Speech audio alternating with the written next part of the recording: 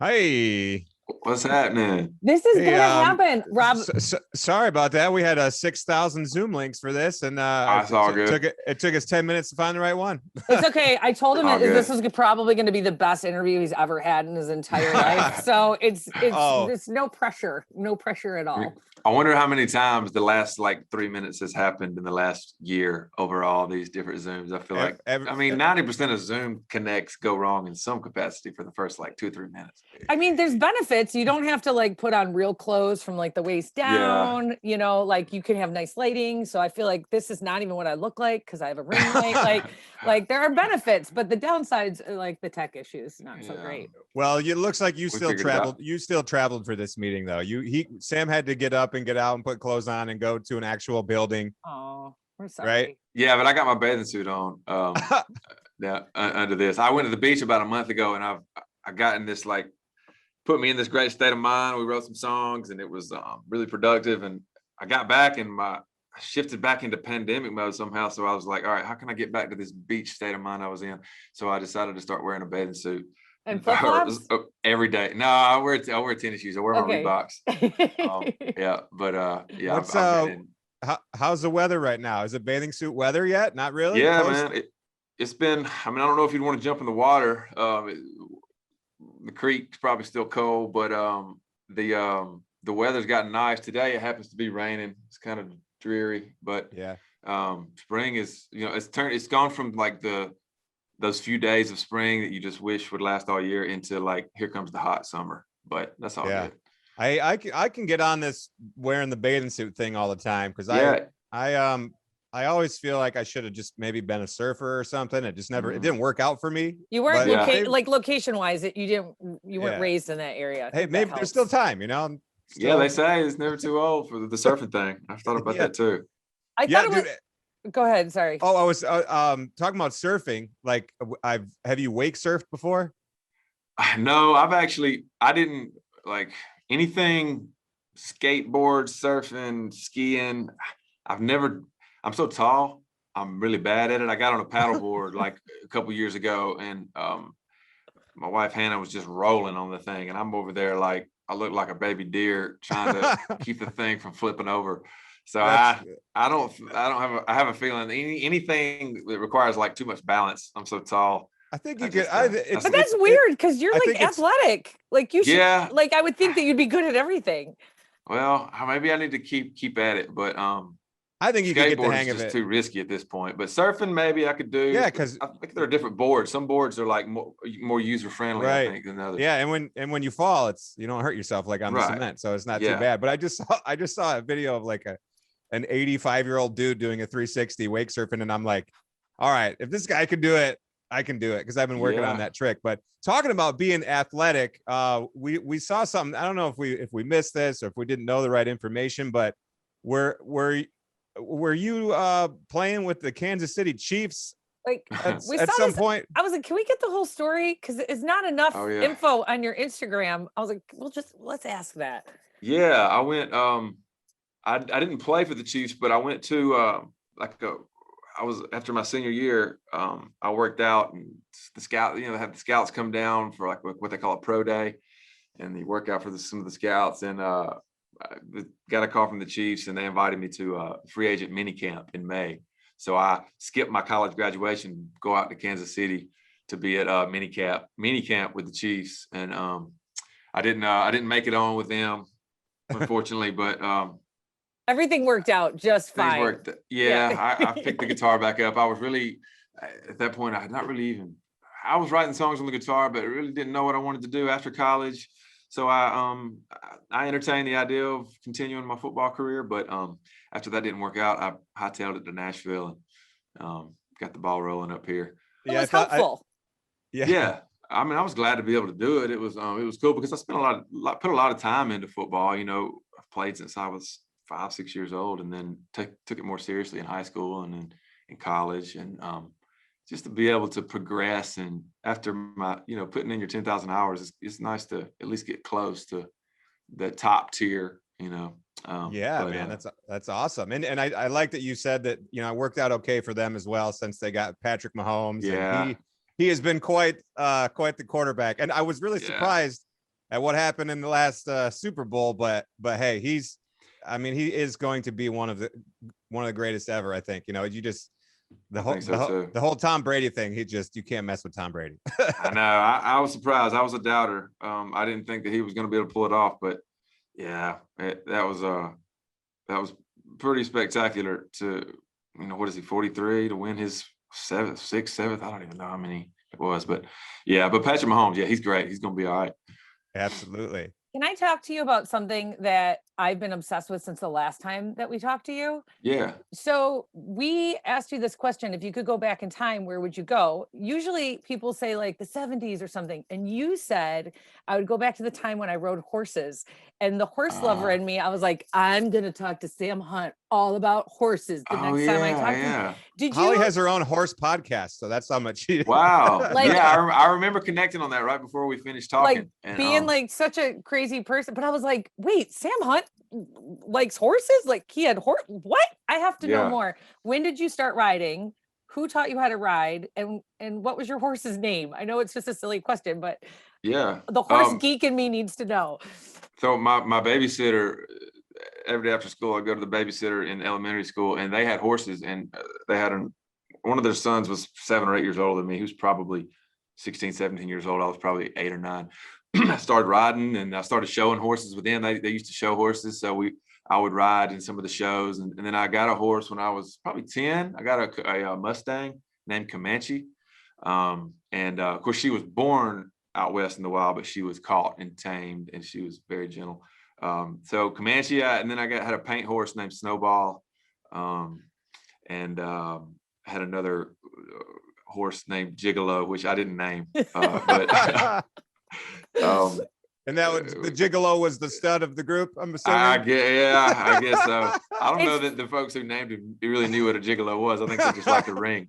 That's funny. It is funny. When I was a kid, I had a horse named Kahlua, which is a licker, which is funny to have a kid when you have like an inappropriate name and you're a kid. Right. Wait, so what did you show? Like, are you like cowboying, or you're showing like pleasure? Or, like, well, these were showing these quarter horses, and you just sort of do little circles around the ring. But then I got into we had goats and calves. I wanted to get into bull riding, so I had some steers, and I built like a chute out at the we called it the cabin, which is a little farm where the horses stayed.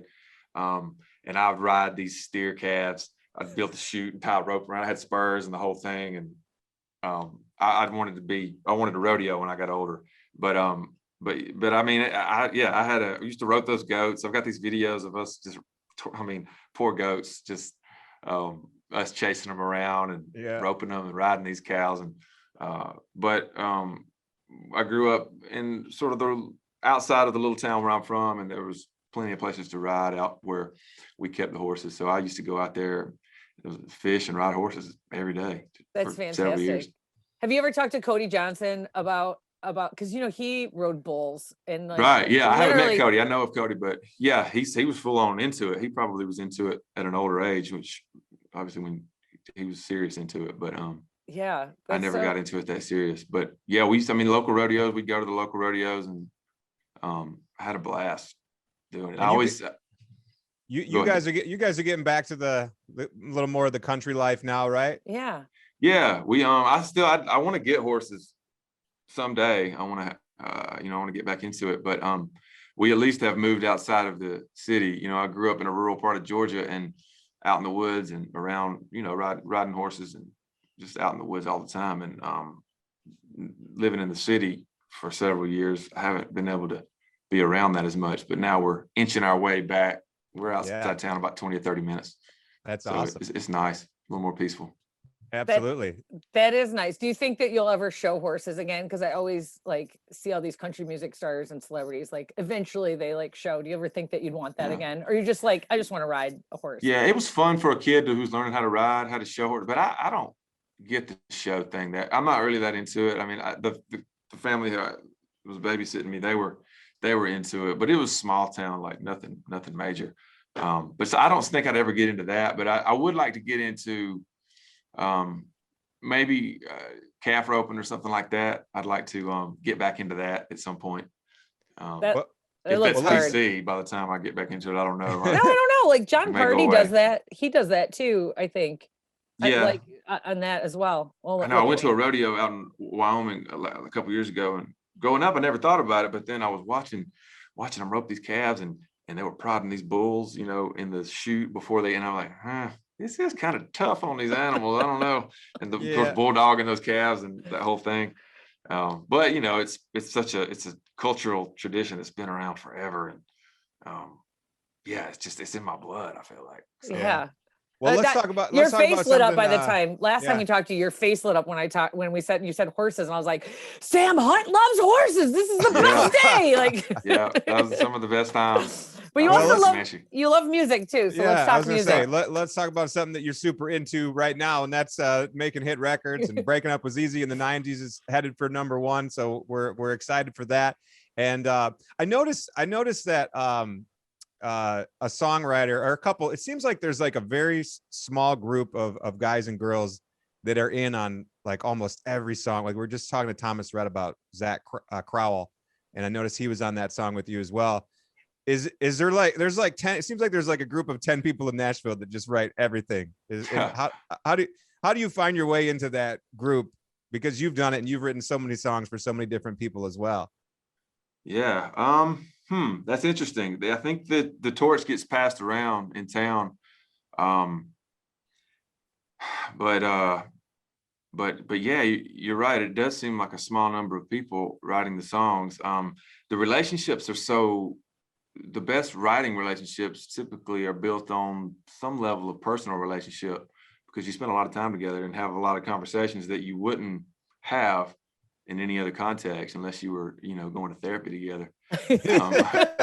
So you get close to people, and you know, it's hard to take on, you know, just start up new writing relationships, because you know, they are relatively intimate. But yeah, I think you know, those guys, a lot of the guys that I write with now, I wrote with in the beginning, and none of us had anything going on, you know, and slowly, you know, we found success, and we all branched out and found our own little niche within the industry. But typically, you know, as I've been around now, I've seen that play out where you have little groups of 5 or 6 writers that hit it off, connect with each other, start writing songs, and sort of develop a sound or a thing, and then that catches some traction. And then a lot of the people from the outside will want to come into that camp and like, hey, let's do this thing that y'all do. And that's kind of been the case with the little group that I came up in. And, I thought it was interesting because we always, you know, we like, you know, to hear the process of songwriting and things like that. And so we ask who else is involved. And I've really just been noticing like 5 or 6 names that everyone, you know, it's like FGL, Thomas Rhett, you like, and it's pretty interesting. So I think Thomas moved in right behind Zach's house.